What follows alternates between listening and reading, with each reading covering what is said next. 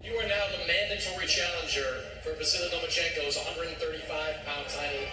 Do you believe at 20 years old you're ready for that type of challenge? I think you said his name wrong. It's No-Machencko because he doesn't want to fight me. But it's I feel like I'm ready for the fight. This is the WBC mandatory.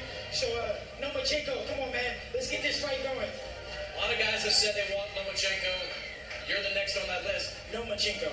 My mistake. A lot of guys say they want him. What makes you believe that at this stage of your career you're ready for that type of fight? Like I said, after that was a number two, mandatory. I went in there, I destroyed him. He was no contest for me. And if I'm so easy, Lomachencko should just fight me and get me out the way. Wow. Those are the words of Devin Haney. And Devin Haney calls out Lomachencko, which he calls No-Machencko, because Lomachenko doesn't want to fight him. Okay? And you've seen that that he corrected the commentator when the commentator actually said his name right. Now, Devin Haney has mentioned his interest in fighting Lomachenko before recently. Now he does it again after stopping his latest mandatory. Now he's the WBC mandatory for Lomachenko's belt. And that's the thing about being the best, or one of the best, or being that fighter that's avoided, that starts targeting certain fighters. Sooner or later, like Errol Spence, like Gennady Golovkin, now Lomachenko, you're going to run into fighters that just say, hey, you know what? I'll fight you. And I would love to see that fight.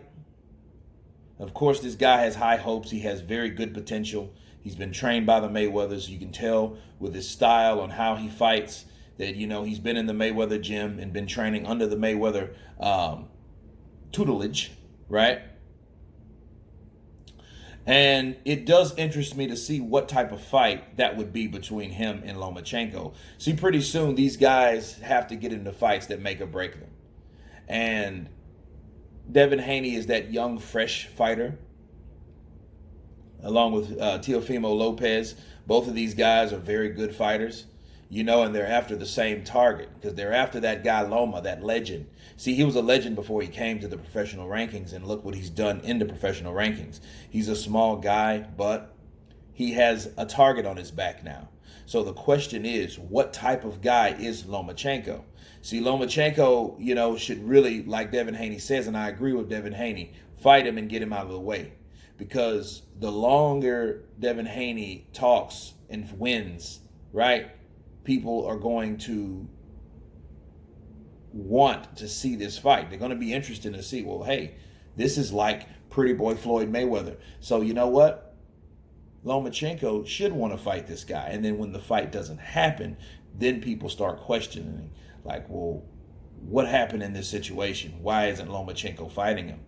And then the first thing people are going to say is, oh, well, wait a minute. Maybe Bob Arum is protecting this guy, protecting Lomachenko and stuff like that, and that's where those scenarios start. Not to say it's true or not, but they start nonetheless, simply because though people want to see fights being made, fights being produced and happen. Okay, we want to see the best fight the best, or the upcoming best fight the current best. You know what I'm saying? And Devin Haney, he's not really a trash talker, because I've met the guy. He's a good kid. You know what I mean? You can tell he's young, he's sharp, he's fresh. That's the perfect challenge for a guy like Lomachenko, especially seasoned how he is, and how he would approach a fight like that with Devin Haney.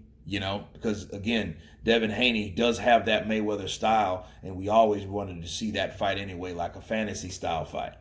You know what I'm saying? So that would be a very interesting fight to make.